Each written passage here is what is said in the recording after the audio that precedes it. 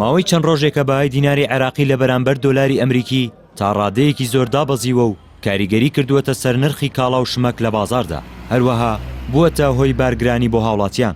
بۆ قسەکردن لەسەر ئەو پرسە بەرنامەی ئەمڕۆی پێیان میوانداری شارەزایەکی بواری دارایی و بازرگانی و مامۆستایەکی زانکۆی کرد. دکتۆر جەبار گۆران لەو بارەیەوە ڕای دەگەیەنێت. پێشبینی ئەوەی کردووە نرخی دۆلار دەچێتە سەر و 150,000 دینار و دەشڵێت بەداخەوە هەنێک لە کەناڵەکانی ڕاگەیاندن هۆکاری خێر نەبوون. هەروەها دەڵێت دۆلار بچێتە 165,000 دیناریش دادەبەزێتەوە. 6 مانگ لەمە پێشبینی ئەوم کردووە کە دۆلارە بێ ئەچێتە سەر 150 و پشتیشم بە چەند زانیاری و داتایەک بەسووە.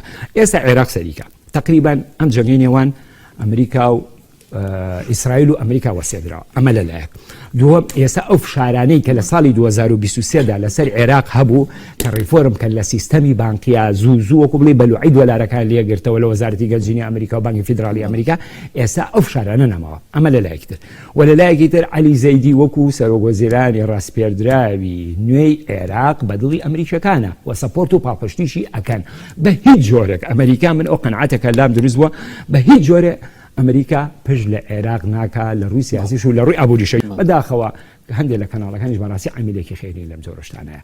یعنی کاکە ڕێزم هەیە تۆ هەر کەسێک مایکێکەکەیتە بەردەمی قسێک فرات کاکە ئەمە پێویستی بەشیکردنەوە هەیە بە دیراسەکردن هەیە دەنگۆی ڕاگەاندن و لێدوانی هەندێک لە بەرپرسەکانی عێراق و شایعی بانبادەکانی بازار ڕوای کردووە کە بازار بشڕەژێ و ترس و نیگەرانی لای هەوڵاتیان دروست بێت بچێتە 165 دلار دابەزێتەوە. ئەگەر لە بیرێ بێ لە کاتی ڕیفۆرم لە سیستەمی بانکیە لە کۆتایی بڵێ لە مانگی 2022 ها ئەمریکا داوای لە عێراق کرد چاکسازی لە سیستەمی بانکی بکە و کاتە شتێ فیزیکی بوو هەموو خەڵک گوتی کاکە مەسزایە و ئەی دۆلار بە 200 بە 300 خەڵکیان وا تۆقان هەری ئێمەش بووینەوە کاکە برێ ئەمە جیاوازە.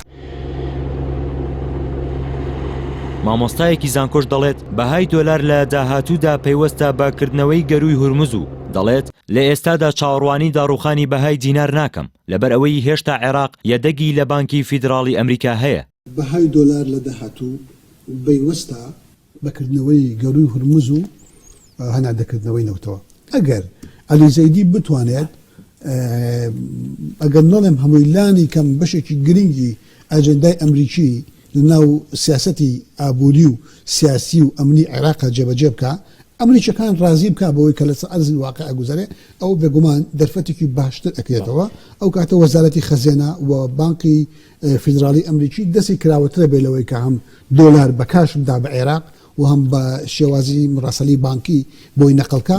لە ئێستاە چاوەڕوانی داڕوخاندنی بەهای دینار ناکەم لەبەرەوەی هێشتا عێراق یەدەگێکی هەیە لە بانکی فیدراڵی ئەمریکا ئەتوانێت ئەم یەدەکە بەکاربێنێ بۆ حواڵەی خارجی قووەتی دیناری عێراق بپارێزێ لە ئێستاە و تا چەند مانگێکی دیکەش ئەگەر ئەم قەیدانش بەردەوام بێ هێشتا من تەوەقعی داڕوخانی بەهای دینار ناکەم با پشتبەستنی عێراق بەو یەدەگەی کە لە ئەمریکا هەیەتی دەقوی دیناری عێراقی پێکا.